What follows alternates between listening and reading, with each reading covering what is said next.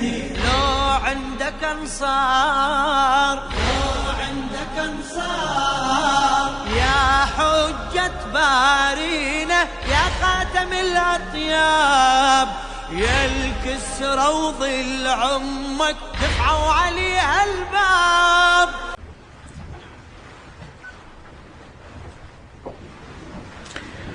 أعوذ بالله السميع العليم من الشيطان الرجيم.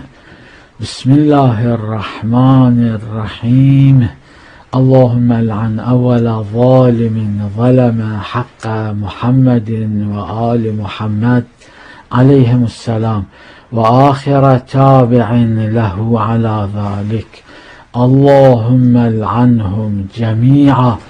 اللهم صل على محمد وآل محمد وعجل فرجهم في عافية منا، والعن أعداءهم وارحم أولياءهم، واجعلنا معهم في الدنيا والآخرة، وترحم بهم على عجزنا يا رب يا الله. لازلنا في المقدمات، ولازلنا في المقدمة التي عنوانها مصادر الفلسفة والعرفان، ولازلنا في التصريحات المنقولة عن سقراط وأفلاطون وأرسطو. إليكم الآن طائفة أخرى من تصريحات أفلاطون. يقول أفلاطون: کسی که بخواهد کیفیت پیدایش جهان را چنان که واقعا صورت گرفته است بیان کند، إذا فرد واحد يريد يبين كيفية بدء خلق العالم، در ضمن بیان خود این نکته را نیز باید بگنجاند. عندما يبين التفاصيل لازم يذكر هذه الملاحظة أيضا. ما هي هذه الملاحظة؟ که علت سرگردان و بی هدف و بی منظور تا چه حد در ایجاد جهان تأثیر داشته است. العلة الحائرة و من دون هدف ومن دون غرض، هذه العلة أثرت في خلق العالم، فإذا يكفر بالخالق وإنما يؤمن بالأصنام والأوثان، ويعتبر الأصنام والأوثان في خلقة العالم حائرة ومن دون هدف ومن دون مقصد. کسی که بخواهد کیفیت پیدایش جهان را چنان که واقعا صورت گرفته است بیان کند، در ضمن بیان خود این نکته را نیز باید بگنجاند که علت سرگردان و بی هدف و بی منظور تا چه حد در ایجاد جهان تأثیر داشته است. تصریح آخر يقول أفلاطون: دمیورج صانع و خالق العالم. صنم وثن اسم دميورج، هذا في نظر أفلاطون هو الذي صنع وخلق العالم. فيريد يقول شلون دميورج صنع وخلق العالم. دمیورج صنعتکار و سازنده جهان روح را در مرکز جهان قرار داد. جعل الروح في مركز العالم. زين. به گستردن آن در سراسر وجود جهان قناعت نورزید. وسع نشر الروح في جميع جهات العالم ولم يقتنع بهذا الأمر. خب شنو سوى؟ بلکه تن جهان را از بیرون نیز با آن پوشانید. ثم جعل ملابس من الخارج من الروح على العالم. زين، این صفات و خصوصیات را به کل جهان بخشید. هذه الصفات والخواص وهبها لكل العالم. زين، تعالوا على النتيجة. تا کل جهان به صورت خدایی نیکبخت در آمد، حتی کل العالم في صورة إله جيد الحظ ظهر لكم. فإذا كل العالم شيء واحد وروحه واحدة، أي وحدة الموجود. دمیور صنعتکار و سازنده جهان روح را در مرکز جهان قرار داد. به گستردن آن در سراسر وجود جهان قناعت نورزید، بلکه تن جهان را از بیرون نیز با آن پوشانید. این صفات و خصوصیات را به کل جهان بخشید تا کل جهان به صورت خدایی نیکبخت در آمد. بعد یقول افلاطون: زمین کهن‌ترین همه خدایانی است که در کل جهان به وجود آمده اند. الارض اله و اله قدیم و اقدم من الآلهة الاخرى. اذن القمر اله، الشمس اله، المریخ اله. زمین کهن‌ترین همه خدایانی است که در کل جهان به وجود آمدند. بعد یقول افلاطون: جهان ابدی است و به وجود نیامده و همیشه خواهد بود. العالم ابدی، قضايا يوم القيامة المذكورة في القرآن الكريم والحديث الشريف كلها باطلة. العالم أبدي، وبعد والعالم لم يوجد يوما من الأيام وإنما هو قديم حسب المصطلح الكلامي والفلسفي. قديم ما إلى أول، لم يوجد في يوم من الأيام، قديم، ودائما هم يبقى هكذا. فإذا العالم هو الله، لأن الشيء اللي ما إلى أول ما إلى آخر ودائما موجود هذا الله عز وجل. فإذا يعتقد بوحدة الموجود. جهان ابدی است و به وجود نیامده و همیشه خواهد بود. بعد یقول افلاطون: آیا نباید قبول کنیم که خدایان دوستان خود را نیکبخت می کنند؟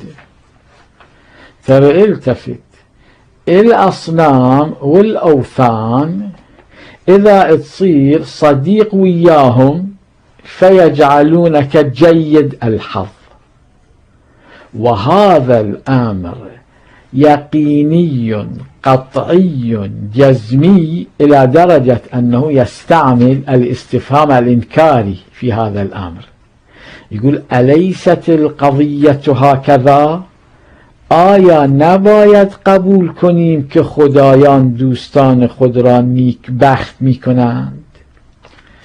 و بعد یقول افلاطون: آنان که از 30 سالگی گذشته اند. هسه ليش يقيد القضية بال30 سنة، مو قبل 30 ومو بعد 30؟ فهذا يم يخرط القضية يم. يقول هذول اللي عبروا عن حدود 30 عاما من عمرهم، هذول إلهم حق أنه بعد ما يسوون مأدبة يجمعون عليها أصدقائهم، فإلهم حق يدعون الآلهة إلى مأدبتهم. كيف يدعون الآلهة إلى مأدبتهم؟ أصنام، أوثان مركوزة في أماكنها فوق جبل أولمب في أثينا باليونان أو في أماكن أخرى من الكرة الأرضية. فهذا السؤال موجه إليه: كيف يدعون أصنامهم؟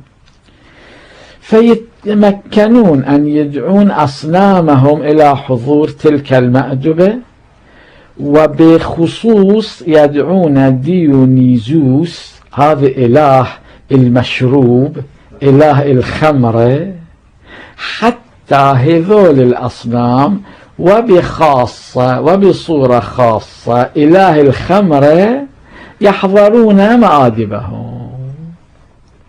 فإذا مو فقط مؤاقرة الخمرة جائزة جماعيا طبعا بعد 30 سنة، وإنما هم وثني، مو وثني أوثاني أصنامي، مو فقط يعتقد بوثن واحد، وإنما يعتقد بأوثان متنوعة عديدة من جملتها وثن الخمره. آنان که از 30 سالگی گذشته‌اند حق دارند پس از صرف غذا با دوستان علاوه بر خدایان دیگر از دیونیزوس خدای شراب نیز دعوت کنند که در بزم آنان حاضر شود. بعد یقول افلاطون: به آنچه میگویم گوش فرادار. زين اسمع ما أقول لك. زين خب شنو تريد تقول؟ يقول تا از این پس مانند بیشتر مردمان دل به سخنان کفرآمیز نبندی. اسمع کلامی حتی من الآن فصاعدا على غرار أكثرية الناس لا تستمع إلى الكلمات الكفرية. فيتبين هو وأفراد من أمثال آنذاك كانوا يعتقدون بالأوثان والأصنام. فيتبين الأكثرية ما كانوا يعتقدون بالأصنام والأوثان، هو وأمثاله كانوا يعتقدون. خوليش ما تستمع إلى الكلمات الكفرية، يقصد بالكلمات الكفرية الكلمات ضد الأوثان والأصنام، زیرا هیچ گناهی بدتر از آن نیست که آدمی درباره خدایان سخنی ناروا بگوید یا نسبت به آنان کاری ناشایسته بکند. ماكو محرم أعظم من أنه فرد واحد يتجاسر قولا أو فعلا على الأصنام والأوثان. فإذا هو وثني يعبد الأوثان والأصنام ويدافع عنها، حتى إذا فرد واحد تجاسر عليها قولا أو فعلا فيعتبر هذا التجاسر كفرا، وينصح الأكثرية بالابتعاد عن هذا التجاسر، أو بصورة أدق ينصح من يتبعه على الابتعاد عن الأكثرية التي تتجاسر على الأوثان والأصنام. فإذا وثني ترها. ستجيكم تصريحات الفلاسفة والعرفاء الذين يمجدون بأفلاطون هذا ويعتبرونه إلهيا، ستجيكم إن شاء الله.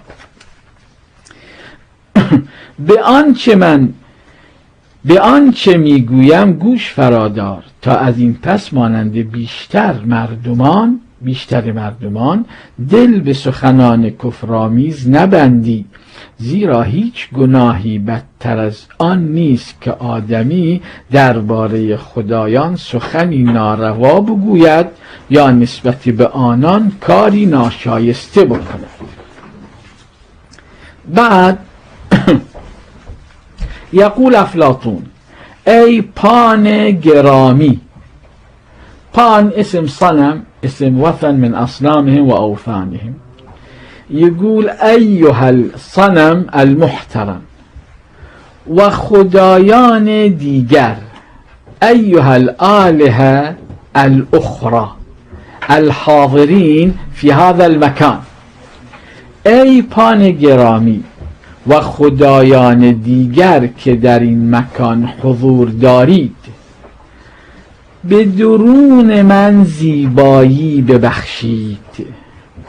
هبو لباطنی الجمال، یعنی اجعلوا باطنی جمیلا، اجعلوا معنویاتی جمیله. و برونم را با درونم سازگار کنید. و ظاهری هم اجعلوه مطابقا لباطنی حتى لا يكون عندي نفاق، يكون باطني شكل وظاهري شكل. زين. بعد شنو؟ چنانم کنید که توانگری را در دانایی ببینم. اجعلوني بصورة اعتبر القدرة في العلم، يعني لا اعتبر القدرة في الماديات، اما في نفس الوقت هو وثني صنمي فما يتمكن يتجاوز عن الماديات. و چندان سیم و زرم دهید که دانایان را بکار آید. و اعطوني من الفضة والذهب بالمقدار المناسب للعالمين.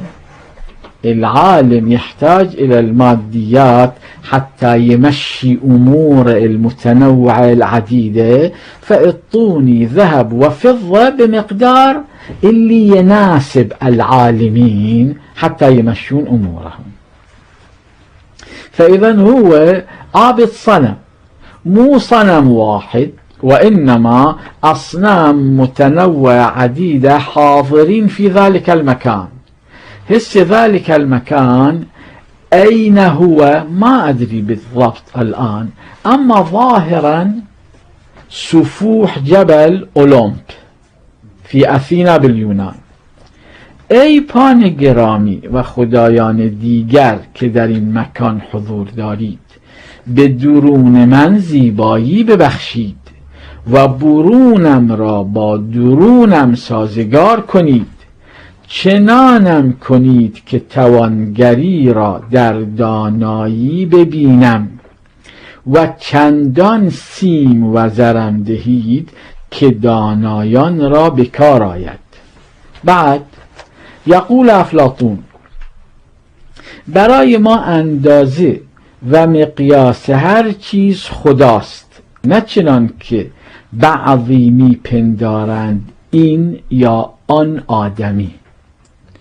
هذا الرجل او ذاك الرجل مو ميزان ومقياس، وإنما الميزان والمقياس الصنم. إذا حياتك بكل جوانبها طابقت الصنم فأنت السعيد، وإلا لا. بنابراین هر که بخواهد محبوب خدا شود باید با همه نیروی خود بکوشد تا به حد امکان شبیه خود او شود. هسه إذا فرد واحد يريد يكون حبيب الصنم لازم يسعى حتى هو يكون مطابق للصنم. زين. خدا تنها دعای دینداران را به گوش قبول می شنود. الصنم فقط يتقبل بسمع القبول أدعية المتدينين، يقصد بالمتدينين عباد الأصنام والأوثان. پس هدفی که باید نشان داد معلوم است. إذن الهدف، هدفك في الحياة صار معلوم، أنه تعبد الصنم وتجاهد وتسعى حتى تكون مثل الصنم. اکنون باید دید تیرهایی که باید به آن هدف زد کدامند و آنها را چگونه باید زد. من الان فصاعدا اللي الهدف صار معلوم، لازم تعرف أنه كيف توجه السهام، يقصد بالسهام يعني أعمالك، كيف توجه السهام وإلى أي مكان توجه السهام. هسه هو يبين بهترین راه پرستش خدایان این است که ما نخست خدایان اولمپ حامی کشور و پس از آنان خدایان عالم اموات که در زیر زمین مکان دارند چنان که شایسته است ستایش کنیم. الخطوة الأولى أنه بالنسبة إلى الآلهة المستقرة فوق جبل أولمب، وثم بالنسبة إلى الآلهة المربوطين بعالم الأموات المستقرين تحت الأرض، الخطوة الأولى لازم بشكل مناسب نعبد هؤلاء الآلهة. هذه الخطوة الأولى. بعد ذلك كصورة عملية شلون برای خدایان جهان اموات دامهای قربانی درجه دوم. بالنسبة للآلهة المربوطين بعالم الأموات لازم تضحي حيوانات، ولكن من الدرجة الثانية.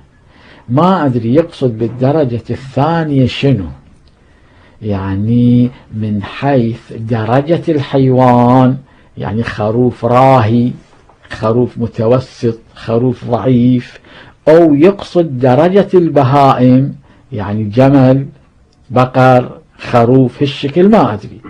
بس يقول لازم تضحي لآلهة عالم الأموات اللي مكانهم تحت الأرض، لازم تضحي لهم من الحيوانات اللي هي من الدرجة الثانية. وعندما تضحي لازم الحيوان يكون زوج، يعني مو خروف واحد وإنما زوجين من الخروف، 2 من الخروف. وتعطيهم النصف الأيسر من الحيوانات. ما أدري كيف يعطون النصف الأيسر من الحيوانات للأصنام، وما أدري النصف الأيمن يعطوا لمن.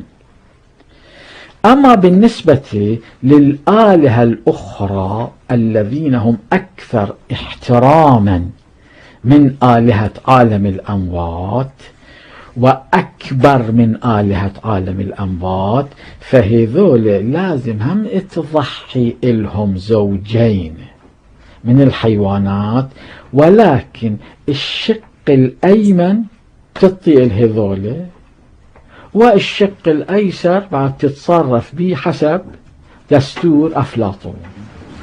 فإذا وثني عابد صنم ويخلي قوانين لكيفية احترام الصنم، ويدعو الناس إلى تقديم الأضاحي للصنم، مثل ما المسلمون يقدمون الأضاحي لله عز وجل.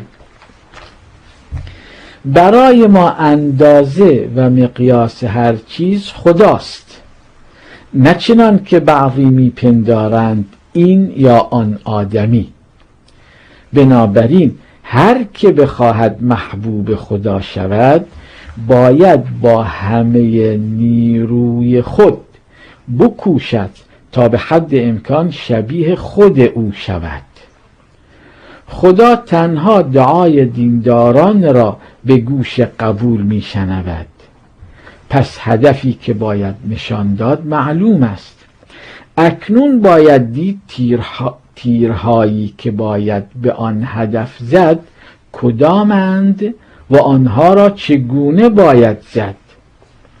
بهترین راه پرستش خدایان این است که ما نخست خدایان اولمپ حامی کشور و پس از آنان خدایان عالم اموات که زیر زمین مکان دارند چنان که شایسته است ستایش کنیم. برای خدایان جهان اموات دامهای قربانی درجه دوم به عدد زوج ذبح کنیم و شقه چپ آنها را به آن خدایان هدیه دهیم. به خدایان دیگر که محترمترند و بزرگترند شقه راست دامهای قربانی درجه 1 به عدد زوج اهدا کنیم.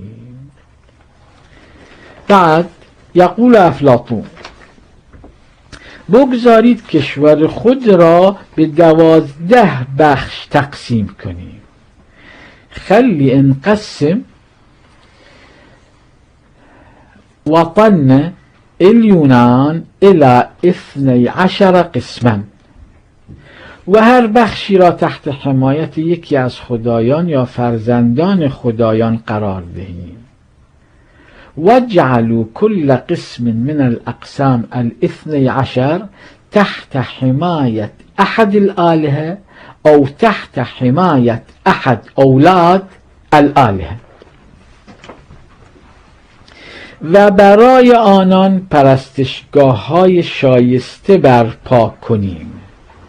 ولازم لكل واحد من هذول الآلهة أو أولاد الآلهة الذين يحمون كل قسم من الأقسام 12 لازم نبني لكل واحد من هذول معبد خاص.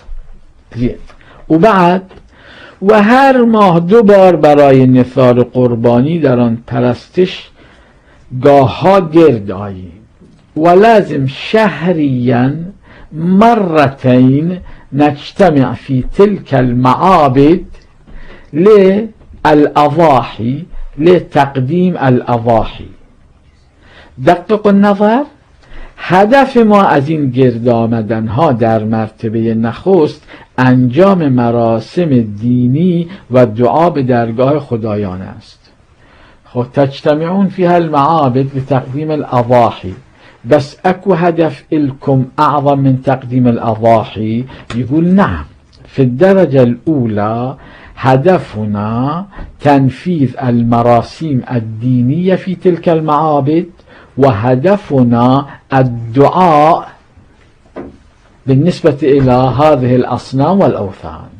فإذا وثني للنخاع مو فقط يعبد الوثن، وإنما يجعل دساتير وقوانين لكيفية التعامل مع الأصنام والأوثان.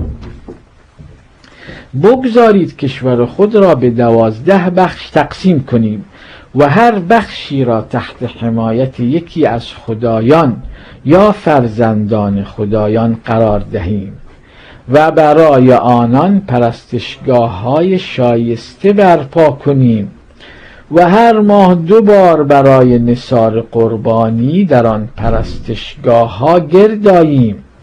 هدف ما از این گرد آمدن ها در مرتبه نخست انجام مراسم دینی و دعا به درگاه خدایان. هسه الى تصريحات أخرى من أرسطو الذي يعتبره الفلاسفة والعرفاء المسلمون يعتبرونه المعلم الأول، يعني المعلم الأول للبشرية. لازم تأخذ من هذا المعلم الأول. والمعلم الثاني عند الفلاسفة والعرفاء المسلمين الفارابي، أبو ناصر الفارابي. ابن سينا ما اتمكن يصير المعلم الثالث، فلقبوه بالشيخ الرئيس، فلازم تحترم هذا رئيسك ترى، يكون في معلوماتك. أما المعلم الثالث فحسب بعض الفلاسفة والعرفاء هو المير الدامات. فعندك 3 من المعلمين، ترى دير بالك. فهذا أرسطو المعلم الأول. وشوف بعض تصريحاته، طبعا مرت بعض تصريحاته فيما سبق. أرسطو میگوید فرمان روایان باید هر نقش و نگاری را که نمودار کار زشتی باشد ممنوع کنند. الحکام، حکام الدول، يجب عليهم أن يمنعوا كل تمثال، كل صورة اللي تحمل أمرا قبيحا. يعني مثلا أكو راقصة صنعوا لها تمثالا أو صورة في مكان عام في مدينة ما، فعلى الحاكم أن يشيل هذه الصورة، يمنع. مگر از برای خدایانی که در جشنهایشان حتی دشنامگویی نیز مجاز است. إلا بالنسبة للآلهة، يعني تصور إله أو تسوي تمثال إله اللي هذا باد العورة ما بإشكال.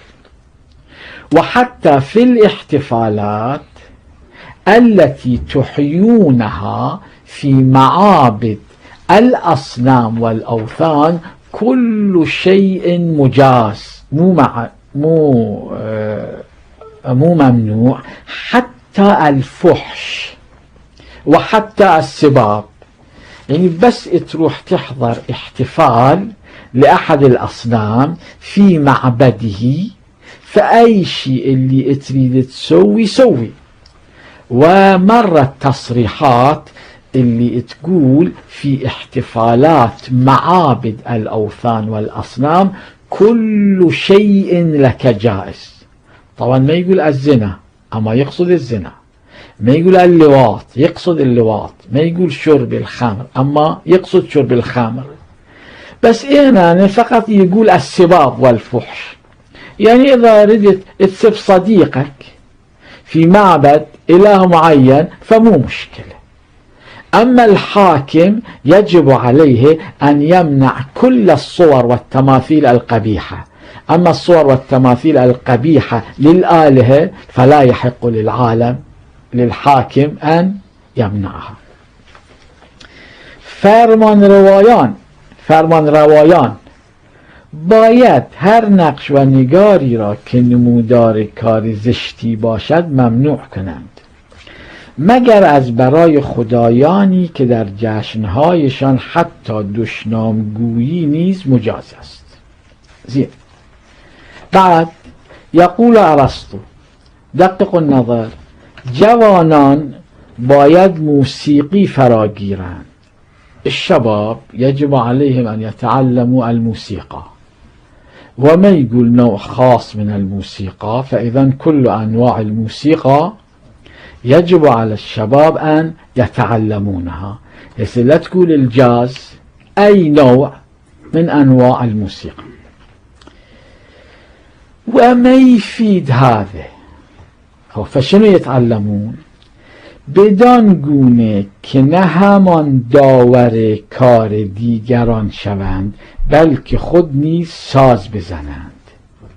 ما يفيد يتعلمون الموسيقى إلى درجة أنهم عندما يستمعون إلى الأغاني فيفضلون الأفضل على المفضول. لا، لازم هم يتمكنون من الغناء. جوانان باید موسیقی فراگیرند بدان گونه که نه همان داور کار دیگران شوند بلکه خود نیز ساز بزنند. إخواني، فيما مر من تصريحات سقراط وأفلاطون وأرسطو عرفنا إجمالا التشجيع الشديد للموسيقى. ولمعلوماتكم، وإن شاء الله سوف تأتي هذه التصريحات في المستقبل، لمعلوماتكم الفلاسفة والعرفاء يعتقدون بالغناء وبالرقص بشكل شديد. وإن شاء الله ستأتي التصريحات النثرية والشعرية العربية والفارسية. بس هنا بالمناسبة فقط، لا أريد أن أخوض في الموضوع مفصلا.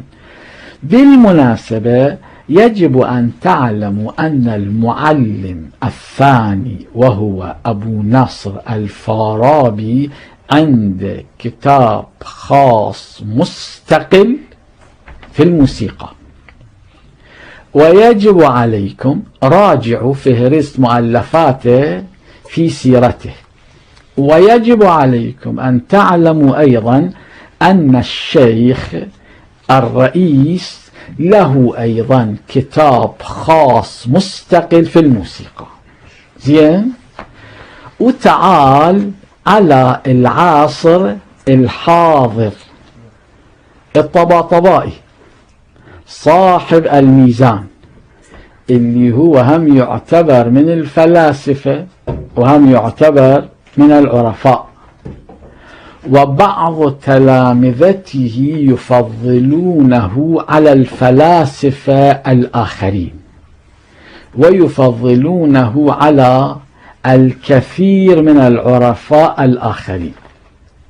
هذا عنده أخو أصغر منه ب5 سنوات، هو اسمه الطباطبائي صاحب الميزان، هو اسمه محمد حسين الطباطبائي. هذا أخوه الأصغر منه ب5 سنوات اسمه محمد حسن الطباطبائي. هذا محمد حسن الطباطبائي إله كتاب خاص مستقل في الموسيقى. والطباطبائي صاحب الميزان يمدح هذا الكتاب. دققوا النظر، كحكم شرعي من يقترف محرما فهو فاسق، ومن يقترف المحرم باعتقاد أنه محلل فهذا كافر يجب قتله. وهذا موجود في الفقه الإسلامي، وفيها قضية مفصلة بين أمير المؤمنين صلوات الله عليه وبين عمر بالنسبة إلى بعض أصدقاء عمر. هذا مذكور في التاريخ. ذلك البعض شرب الخمر وثم ادعى أن شرب الخمر في حقه حلال، فالقضية وصلت إلى أمير المؤمنين ودار حوار بين أمير المؤمنين وبين عمر. قال لي اسأل منه. أمير المؤمنين قال لعمر اسأل من هذا صديقك الذي شرب الخمر، إن شربها معتقدا حرمتها فأجر عليه الحد، وإن شربها معتقدا حليتها له فاقتله. فالطباطبائي يمدح كتاب أخيه حول الموسيقى. يعني شنو؟ يعني لا يعتبر الموسيقى حراما، بل يعتبره حلالا، بل يعتبر مؤلف كتاب خاص مستقل في الموسيقى عظيما، بل يعتبر الكتاب عظيما. شوفوا تصريحه. يقول محمد حسين الطباطبائي برادر ما، يقصد محمد حسن الطباطبائي، راجع بتأثير الصدى حول تأثير الصوت وكيفية آهنگها وكيفية الألحان وتأثير آن در الروح وتأثير الألحان في الروح الإنسانية، وبطور كلي از أسرار علم موسيقي، وبصورة عامة حول أسرار علم الموسيقى و روابط معنوی روح با صداها و طنینهای وارده در گوش والعلاقات المعنوية بين الروح وبين الأصوات وبين الألحان التي تدخل الآذان. زين، في مجموعة هذه المواضيع كتابي نوشتان. أخونا ألف في هالمواضيع كتابا، دققوا النظر، که انصافاً رساله نفیسی بود، که للانصاف كان كتابا من النفائس. زين؟ و تا به حال در دنیای امروز بی نظیر، و الى الحال و الى الآن هذا الكتاب في الدنيا المعاصرة ما كان له نظير. شنو محمد حسين الطباطبائي قرأ كل الكتب المؤلفة حول الموسيقى، هكذا يبدو وربما يبالغ، که انصافاً رساله نفیسی بود و تا به حال در دنیای امروز بی نظیر و بعد و از هر جهت بدیع و بی سابقه بود. و من كل الجهات هذا الكتاب كان بديع، أي إبداع في فن الموسيقى، وما كان إلى مثال سابق. وين هذا الكتاب حتى نستفيد منه في الموسيقى والغناء؟ دققوا النظر. لیکن بعد از اتمام رساله خوف آن را پیدا کرد که به دست نااهل از ابناء زمان و حکام جائر بیفتد. بعد ما كمل هذا التأليف العظيم خاف بأنه إذا نشر هذا الكتاب فالكتاب يصير في أكف الأفراد اللي ما يستاهلون، ويصير في أكف الحكام الجائرين، و از آن حکومت‌های غیر مشروع دنیای امروز استفاده و بهره برداری کنند. و خاف أنه الحكومات المعاصرة غير الشرعية هذول يستفيدون من الكتاب استفادة في غير الطرق الصالحة، لذا أمر بكل مفقود كان. إذا الموسيقى جيد فخلي الحكومات الجائرة هم تستفيد من الموسيقى، خلي الأفراد غير المناسبين هم يستفيدون من الموسيقى. يا أخي أنت تفتح محل وتبيع شكر، فبيع الشكر للحاكم الجائر حرام، وثم بيع الشكر للإنسان غير المناسب حرام. إذا الموسيقى جيد وحلال في الشريعة الإسلامية، وإذا هذا الكتاب كان أعظم كتاب في الزمن المعاصر في الموسيقى، وما كان في السابق فرد كتاب مثل هذا، وهذا الكتاب كان يكون إبداع في عالم تعليمات الموسيقى تأليفات الموسيقى، فليش أتلفه؟ هذا كان مجرم اللي أتلف الكتاب. شوفوا، ضمير يعرف أنه قام بالجريمة الكبرى، لهذا أتلفه، وإلا بذل قسم كبير من عمره حتى ألف هالشكل كتاب اللي الطباطبائي صاحب الميزان يمدحه إلى هذه الدرجة. كيف أهلك الكتاب؟ إما في ضمير موجود، وفي ضمير الطباطبائي صاحب الميزان موجود أنه الكتاب كان يشكل جريمة كبرى، لهذا ضمنا يؤيده في إتلاف الكتاب. ما يقول لماذا أتلف الكتاب، لماذا أتلف هذا الكنز الثمين. فإذا الطباطبائي تعتبرونه كافرا أم فاسقا؟ لم نعرف عنه أنه كان يستمع إلى الأغاني حتى نقول إنه فاسق، أما حسب تصريحه إنه يؤيد أعظم كتاب في فن الموسيقى. فإذا لا يقول بحلية الموسيقى كيف يؤيد هذا الكتاب؟ يصير فرد واحد لا يقول بحلية الخمر ويمجد بأعظم كتاب في فن صناعة الخمر. دققوا النظر مرة أخرى.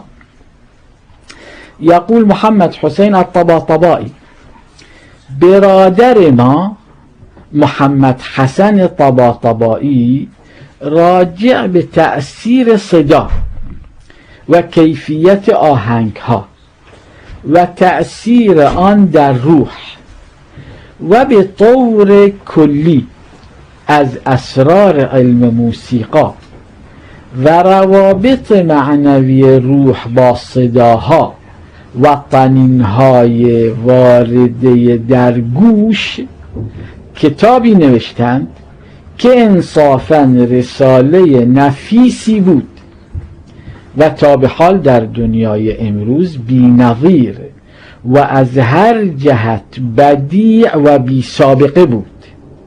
لیکن بعد از اتمام رساله خوف آن را پیدا کرد که به دست نااهل از ابناء زمان و حکام جائر بیفتد و از آن حکومت‌های غیر مشروع دنیای امروز استفاده و بهره برداری کنند، لذا آن را به کلی مفقود کرد.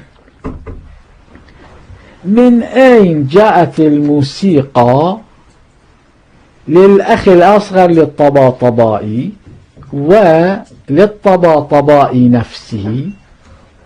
هو معلوم قرأنا بعض تصريحات سقراط وأفلاطون وأرسطو حول الموسيقى.